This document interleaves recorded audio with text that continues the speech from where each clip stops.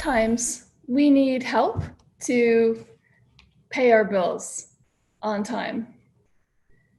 And we worked with a major credit card company that was interested in how we could help their customers pay their bills on time.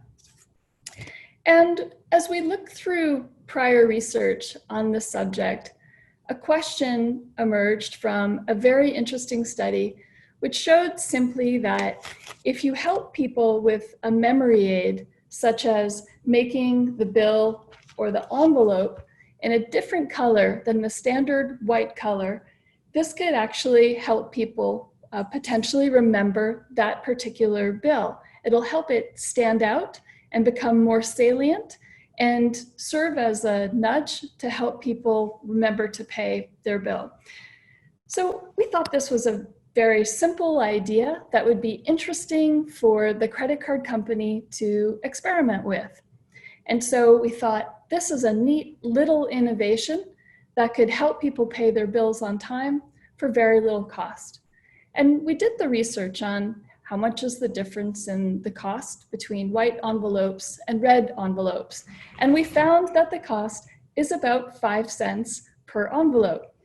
Now, we were curious about, would this make a difference? Simply, our measurable, observable behavior is, would people be more likely to pay their bills on time, to pay their bills in full, and to even help them become regular bill payers in the event that they received one of these bills in their regular cycle with this company. So this was what we consider a little innovation. But when we approached the billing manager about this idea, he said, there's no way. No way we could support spending 5 extra cents per envelope to help people pay their bills. Now we suggested we just want to run a small experiment, and the cost of this experiment was about $600. We needed a large enough sample to see if this would make a difference across some different conditions. So what we were really curious about was, in the course of this small experiment, would we make a difference? However, the billing manager just could not support spending that money because of what the implications would be for the cost of the new bills. Even though we weren't sure yet if it would make a difference and therefore be very helpful for clients, he didn't want to support making this additional investment.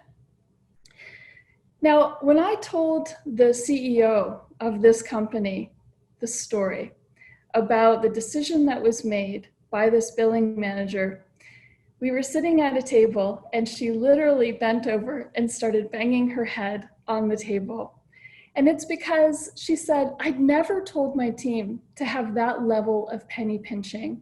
I want them to experiment. I want them to try new ideas. And of course, I want to help our customers be successful. So where does this come from? I've always told them that I want innovation. And it reminded me of Joseph Schumpeter, who talked about disruptive innovation and the barrier that we have when we expect an individual to both be responsible for maintaining a current system and also disrupting that system. And so how do we help organizations and individuals then overcome that innovation gap? Well, in my experience, one of the things that's missing from this is a process that people can follow that helps them to understand the journey from an interesting research question to experimentation.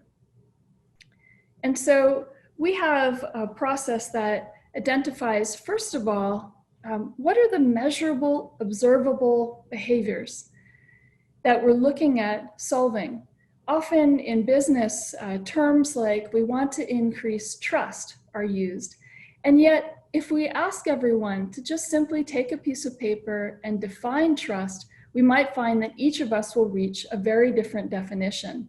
Maybe it will be reflective of even a child's view of what trust is like.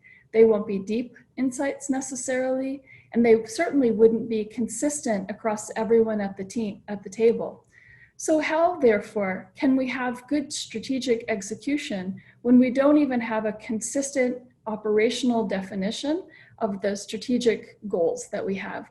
So the first part then is to inculcate expectations around measurable, observable behaviors so that we can refine the questions that we're asking and have clarity on the answers when we get them.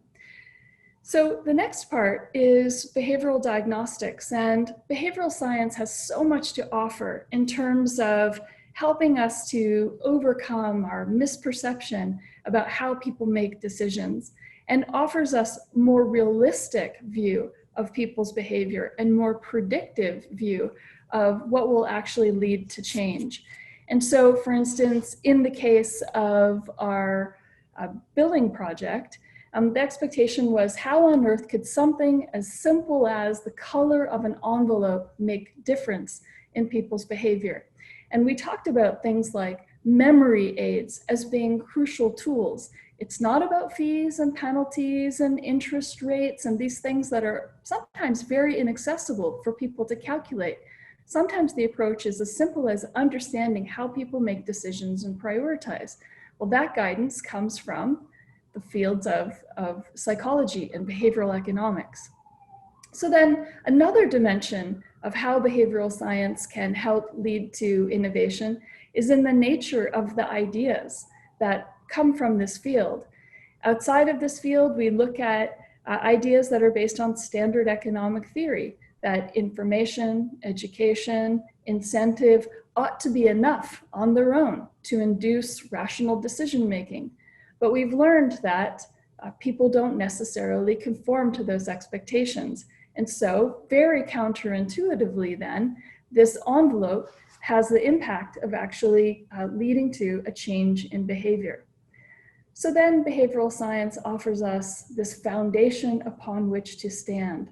It's one thing to have these insights about people's judgment and decision-making being different than what we would rationally expect people to do.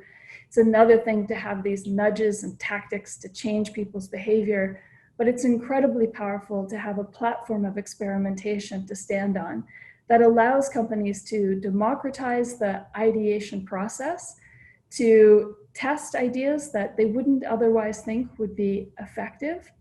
And this potentially can then lead us to big innovation. So having a culture of ongoing experimentation where we test ideas that we don't think are that predictable, test ideas that we have counterintuitive expectations of, experimentation can then lead us to better outcomes. So behavioral science then is this missing piece in helping drive innovation through a tangible process that's based on psychology and experimentation.